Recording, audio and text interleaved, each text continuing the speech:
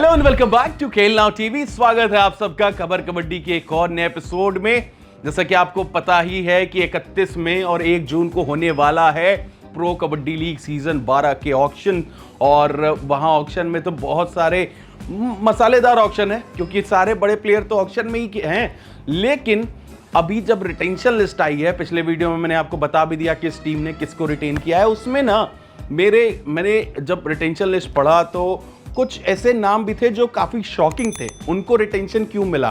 क्योंकि या तो वो पिछले सीजन फॉर्म उनका नहीं था, या तो उनको गेम टाइम मिल नहीं रहा था, फिर भी उनको टीम ने रिटेन किया। तो इस वीडियो में हम यही चर्चा करेंगे 5 ऐसे खिलाड़ियों के बारे में जिनका की रिटेंशन बहुत ही ज्यादा शॉकिंग था, एटलीस्ट फॉर मी। चलिए करते हैं वीडियो की शुरुआत। आप दबा दीजिए लाइक बटन।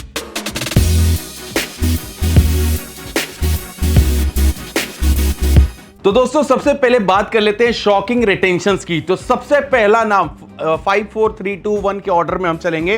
पहला नाम यानी 5th प्लेस पे जिनको मैंने रखा है, विश्वास एस, बंगाल वॉरियर्स की तरफ से पिछले साल खेल रहे थे। और टीम का आपको पता है प्रदर्शन बैठा नहीं उतना जितना एक्सपेक्टेड थी कि मनिंदर सिंह, नितिन जेलअप करेंगे। बाद में नितिन भी इंजर्ड हो गए। विश्वास एस रेगुलर लाइनअप में थे वहां पे, लेकिन ज्यादा कुछ किया नहीं था। सिर्फ उन्होंने 52 पॉइंट्स हासिल कर पाए थे उन्होंने 12 मैचेस में।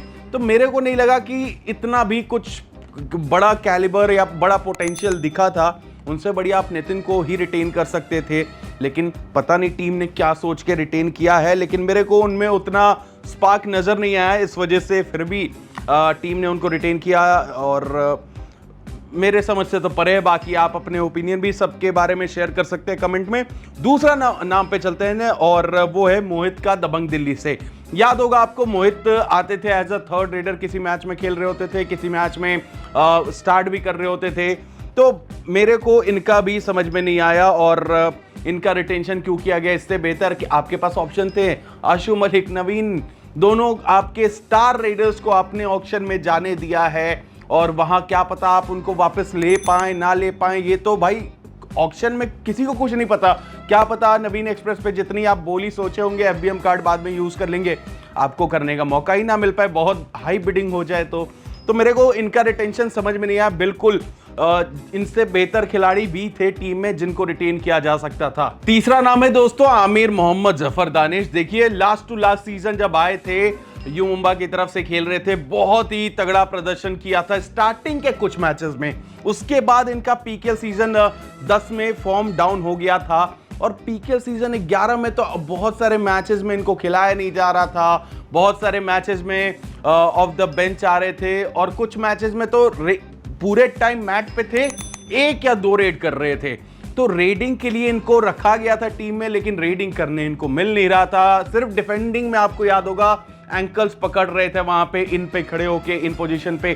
तो भाई जब आपके रेडर आपके टीम में थे पिछले साल, आपने उनको यूटिलाइज किया नहीं है, लेकिन इस बार उनको आपने रिटेन जरूर कर लिया है। मेरे को तो समझ में नहीं आया क्या स्ट्रैटेजी थी इसके पीछे यू मुंबा की, लेकिन अब होप करेगी टीम की इनसे बेहतर प्रदर्शन मिले इस बार और बेहतर खुल के उनको प्रदर्शन करके दे। अगला नाम है दोस्तों सुरेंद्र गिल का। सुरेंद्र गिल को यूपी योद्धाज ने रिटेन कर लिया, लेकिन इनकी स्टोरी और इंटरेस्टिंग है।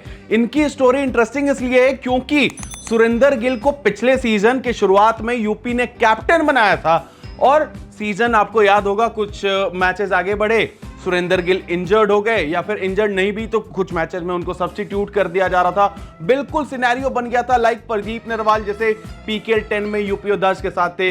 कभी उनको खिलाया जा रहा था, ज्यादा रेडिंग का मौका नहीं मिल रहा था, सुरेंद्र गिल को ज्यादा रेड कराया जाता था।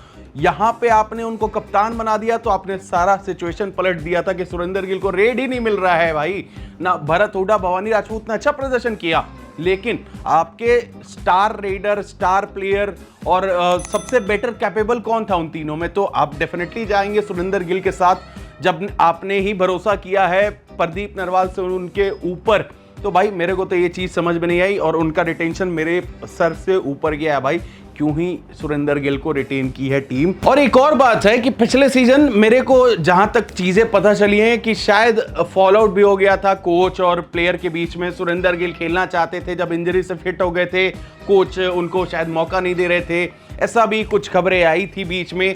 अब ये सच थी कि गलत थी ये तो हमें नहीं पता, लेकिन जब ऐसे सिचुएशन में फंस जा रहे हैं तो मेरे को समझ में नहीं आ रहा है कि जिस खिलाड़ी को पिछले सीजन आप गेम टाइम ही नहीं दे रहे थे उनको ही क्यों रिटेन करोगे। आप उनको जाने दो ऑक्शन में। अगर ऑक्शन में आपको दिखे कि आपके पास नहीं बिल्ड हो रही आपकी बढ़िया टीम तो फिर आपको लेना था, आप ले सकते थे, लेकिन ये मूव बिल्कुल मेरे समझ के परे है। और लास्ट शॉकिंग रिटेंशन पे अगर आए तो मेरे हिसाब से वो नाम है एचएस राकेश का। गुजरात जायंट्स ने उनको रिटेन किया है। एक बार वापस से बिलीव उन्हीं पे बिलीव किया है। मेरे को पिछले 2-3 सीजन से एचएस राकेश, जब मेरे हिसाब से सीजन 8 या सीजन 9 में कह लीजिए, हाईली स्किल्ड राकेश का जब उनको टैग मिला था तो दिखता था पोटेंशियल। अभी पिछले 2 सीजन से बिल्कुल ही पोटेंशियल दिख नहीं रहा है एचएस राकेश के अंदर। और तो और पिछले सीजन मात्र 90 पॉइंट स्कोर किए थे उन्होंने, 90 पॉइंट ही सिर्फ स्कोर कर पाए थे। अब उसके बाद जो आपके one of the main readers हैं, अगर आपके पूरे सीजन में 22 मैचेस में 90 पॉइंट स्कोर करा पा रहे हैं तो उनको फिर आप क्यों ही रिटेन करोगे अगले सीजन। तो ये वाला मूव भी मेरे को नहीं समझ में आया। तो ये थे टॉप 5 खिलाड़ी जिनका रिटेंशन बड़ा शॉकिंग था।